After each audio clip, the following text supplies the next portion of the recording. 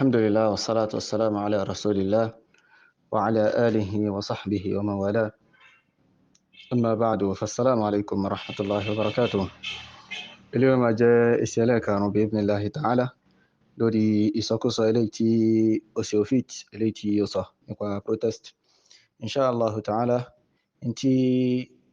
أما ويو يعني إن كالاكتا إليتي في شيء رجو ثم والاري تدى يقوى رجو ني òdodo. So náà ni tó ṣẹlẹ̀ ní sulhu al-Hudaybiyah nípa wípé Ànábì sallallahu alayhi wa sallam ó sọ fún Ali ibn Abi Talib radiyallahu anhu wípé kí ó pa Rasulullahi rẹ̀ kúrò níbi orúkọ rẹ̀. So Ànábì sallallahu alayhi wa sallam ó ní kó parẹ́, Ali yóò sọ pé wallahi ò ní parẹ́.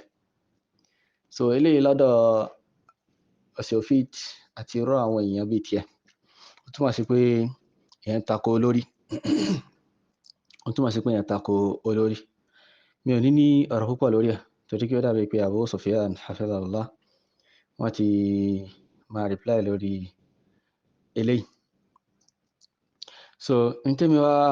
sọ tí máa fi dá lẹ́kọ̀ọ́ insha Allah ta'ala òun náà ni pé ọ̀rọ̀ eléyìí tí Ànábì sallallahu alayhi wa sallam tí ó sọ yìí a rí pé àṣẹ l'Ànábì pa Ali. Lọ́dọ̀ àwọn olùmọ̀dání ó ń bẹ nínú àwọn àṣẹ àti ó ń bẹ nínú àwọn ìkọ̀fúnni àwọn al-awamir àti àwọn an-nawahi eléyìí tí pé ilzamu ni, so mulzim yìí náà ni dandan yẹn gbọ́dọ̀ gbà ní. Kí èèyàn wá máa tẹ̀lé irú àṣẹ bẹ́ẹ̀ ó ń túmọ̀ sí pé kí èèyàn ti ṣe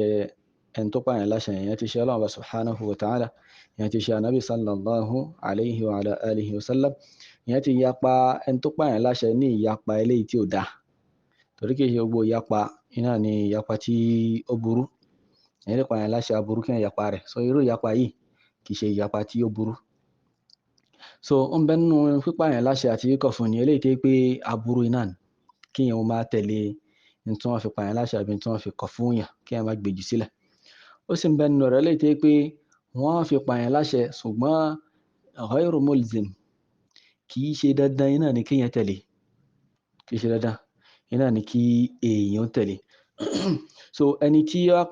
wọ́n pa láṣẹ yẹn kò wá ní tẹ̀lé, àìtẹ̀lé tí ó wá ní tẹ̀lé yìí ó fẹ́ fi pọ́n ẹni tó pa láṣẹ yẹn lé ní, ó fẹ́ fi pọ́n ẹni tó pa láṣẹ yẹn, ó fẹ́ fi pọ́n lé ní, ó fẹ́ fi bàbára rẹ̀ náà ni. So eléyìí àwa ní káàkún kí a ní káàkún pé ó tako lágbájá rárá. So lápèjú ká má péjú ká ibi tí a jókòó sí, lápèjúwe ibi tí àwọn àgbàlagbà jókòó sí táwọn bàbá àti àwọn rẹ̀ bàbá jókòó sí wọ́n ṣe meeting. Àwọn kan wá wọlé nínú àwọn ọmọ bàbá yẹn bí ó fẹ́ kọjá lọ sí yàrá rẹ̀, bàbá wa ní wá jókòó láàrin wa, ọmọ wa ní rárá àwọn ò jókòó, àwọn ò wá. Ẹ dákun ṣé a sọ pé ọmọ yìí ó ń yapa àṣẹ bàbá rẹ̀, ó ń tako bàbá rẹ̀ ni? Lọ́dọ̀ ọmọ yìí ó ń pọ́n bàbá rẹ̀ lé ní, ó ń pọ́n àwọn àlejò bàbá rẹ̀ lé ní, ó ń pọ́n àwọn àlejò bàbá rẹ̀, ó ń pọ́n wọn lé ní. So irú rẹ̀ iná ni nǹkan yìí. Àpèjúwe eléyìí nínú sunnah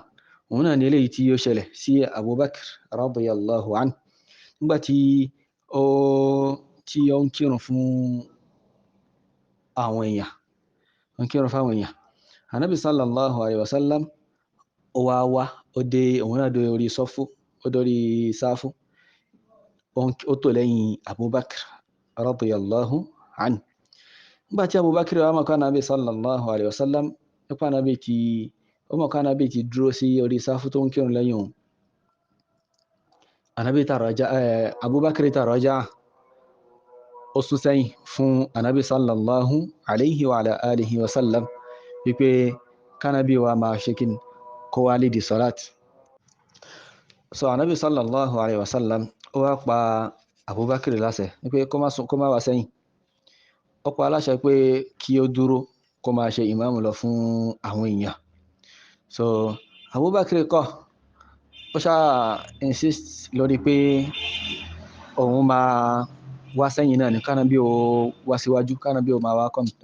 kó wá complete salat. So Ànábì sallallahu alayhi wa sallam ó bọ́ síwájú so ẹ dákun níbi tí a sọ yìí lásán ṣé a sọ pé Abubakar radiyallahu anhu ó tako àṣẹ ànábì ni ẹ̀ ó tako lórí ṣé a sọ bẹ́ẹ̀ rárá Abubakar ó rí pé àpọ́nlé náà ní gẹ́gẹ́ bí a ṣe padà rí níbi ìgbẹ̀yìn hadith náà so ìgbà tá nàbí sallallahu alaihi wasallam wá bí lẹ́yìn sọ̀láti pé ma mana'aka an tathbuta idh amartuk kí ni nǹkan tó kọ dí ọ láti má dúró láyé rẹ̀ nígbà tí mo sọ fún ọ pé kò tẹ̀síwájú kó máa kírun lọ fáwọn èèyàn kí ni nǹkan tó fà tó fi tẹ̀síwájú kí la Abubakar sọ pé ma kana libni abi Quhafa an yusalliya bayna yaday rasulillah sallallahu alaihi wasallam kò lẹ́tọ̀ọ́ kò tọ́ fún ẹ̀mí ọmọ Abu Quhafa kí n kírun níwájú ànábì sallallahu alaihi wasallam kò tọ́ fún èmi Abubakar kí n jẹ́ ìmáàmù fún ànábì sallallahu alaihi wa ala alihi wasallam kí n lè di ànábì lórí salat Allahu akbar a rí pé mtí náà wọ́n bí ànábì ma mana'aka kí ni tó kọ́ díọ̀ kí lórí tó fi rejecti àṣẹ mi ṣùgbọ́n Abubakar ṣàlàyé pé kí mo fi pọ́n rẹ̀ ànábì lè ní sallallahu alaihi wa ala alihi wasallam so kìí ṣe gbogbo pé ṣe nǹkan báyìí mi ò ṣe ló wá ń túmọ̀ sí pé kíni ló ń túmọ̀ sí pé ẹnìyàn ó ṣe kíni ó fẹ́ kọ àṣẹ ó gbá àṣẹ rẹ̀ dànù ó ṣe kíni so irú èsì náà ni ó wà lórí in tí Umar náà ṣe radiyallahu anhu àti àwọn sahaba yòókù náà ní sulhul Hudaybiyah so torí eléyìí Al-Hafiz Ibn Hajar rahimahullahu ta'ala ó wá ní pé ó ń sọ nínú sharhu hadithu pé wallahi la amhuhu wallahi mi ní parẹ́ tí Ali sọ yẹn ó ní pé wa ka'anna Aliyan fahima anna amrahu lahu bidhalika laysa mutahattiman falidhalika imtana'a min imtithalihi ó ní ó dàbí pé Ali radiyallahu anhu ó gbọ́yé níbi àṣẹ ànábì sallallahu alaihi wasallam tó fi pààyàn ipé kó parẹ́ yẹn ó gbọ́yé ń bẹ̀ pé àṣẹ rẹ̀ yẹn kìí ṣe àṣẹ kan téèyàn tó wáyé pé yẹn gbọ́dọ̀ tẹ̀lé ó gbọ́dọ̀ yápa rẹ̀ so nítorí ilé imtana'a min imtithalihi torí ẹ̀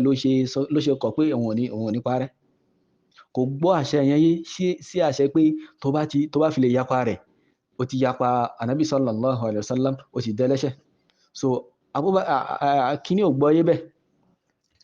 Ali kò gbọ́yé bẹ́ so ilé ni ọ̀rọ̀ Ibn Hajar al-Asqalani rahimahullah inú Fathul Bari lórí hadithu yìí gbàtí wọ́n ṣe sharhu hadithu yìí so kí ló wá kùmọ̀ Ali ó tako lórí subhanallah káàna wọn tá ń ṣe kíní tá ń fi tì tá ń yọ jáde nínú ṣe sí àwọn sahaba sí ànábì sallallahu alaihi wa ala alihi wa sallam wallahi ẹni kò ní ṣe lè àfikẹ́ jẹ́ ẹni ànù ẹni tí pé ó kàn ń wá gbogbo ọ̀nà láti fi tí ó wà lórí ẹ̀ láti fi rinlẹ̀ Allahul musta'an so ilé náà láwá sọ nípa ìṣesí àwọn sàhábà ní ọjọ́ kíni ní ọjọ́ al-Hudaybiyah nípa wípé àwọn sàhábà anábì ní kí wọ́n lọ fárí kí wọ́n pa ẹran àwọn sàhábà kọ̀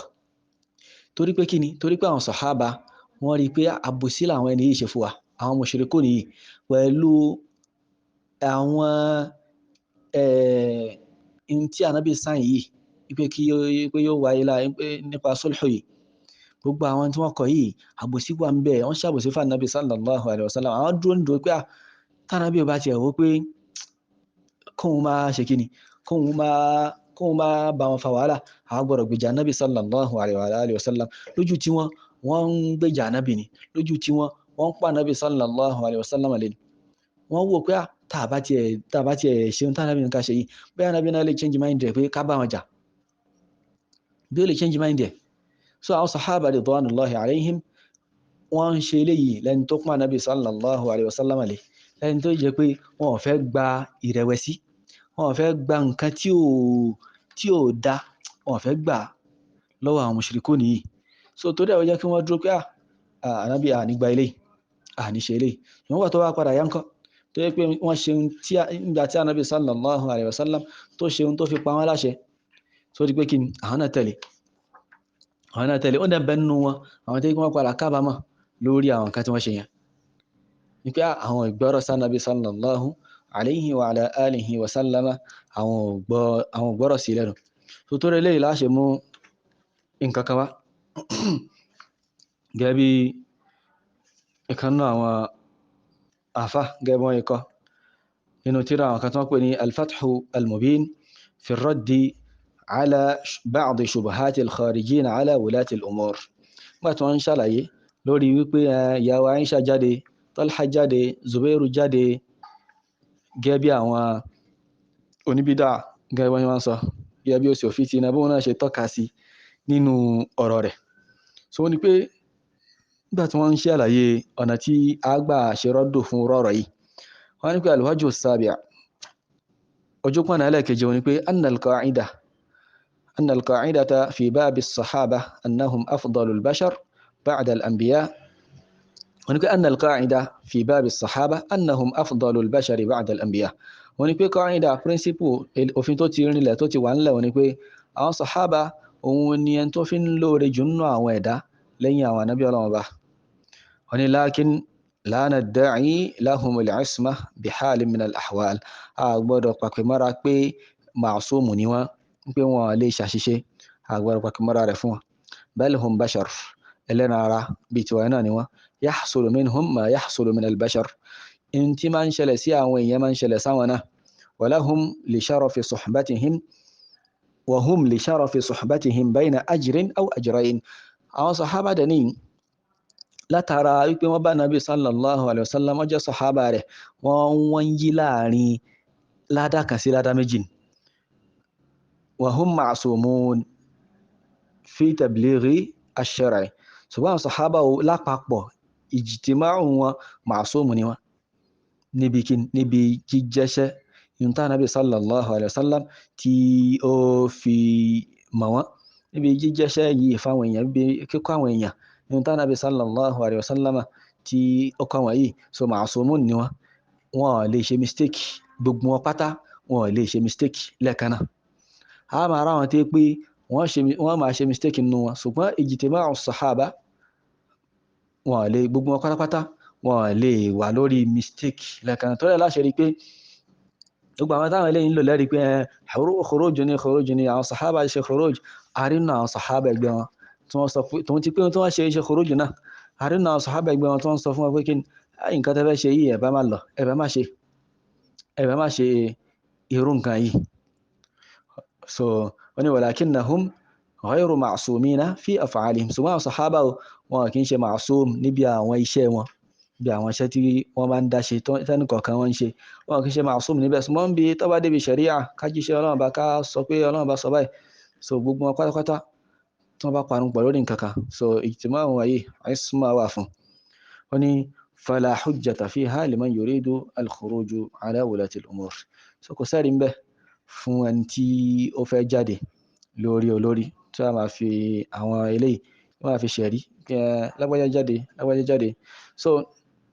a gbé assignment kan fún osteophyte ní ìparí inshallah ta'ala òun ni pé ó sọ ní parí ọ̀rọ̀ rẹ̀ wípé ẹ̀yin máa sọ pé kíní kan tó ń ti pé àwọn sàhábà wọ́n ṣe báyìí Talha, Zubair, ìyàwó Aisha, Muawiya àti bẹ́ẹ̀ bẹ́ẹ̀ lọ ó kà wọ́n ó ní pé pẹ̀lú bí àwọn sàhábà bí wọ́n ṣe pọ̀ tó yẹn tí wọ́n kópa nínú kíní báyìí so ohun tí a béèrè wọn ni pé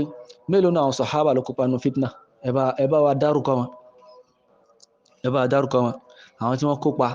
nínú fitna yìí nínú àwọn fitna tó ṣẹlẹ̀ nínú àwọn sàhábà tó kópa ẹ bá wa dárúkọ wọn tàbí kẹ́ sọ nǹkan wọn fún ibi táàtì rí kà kí nǹkan wọn ó rí báyìí wọ́n ṣe pọ̀ tó ní so a máa retí eléyìí bi'idhnillahi ta'ala Allahu al-musta'an wa alayhi at-tuklan wa huwa hasbuna wa ni'mal wakil so ibi ni a fi èsì wa láfi ma bi'idhnillahi ta'ala subhanaka Allahumma bihamdik ashhadu an la ilaha illa ant astaghfiruka wa atubu ilayk wassalamu alaykum wa rahmatullahi wa barakatuh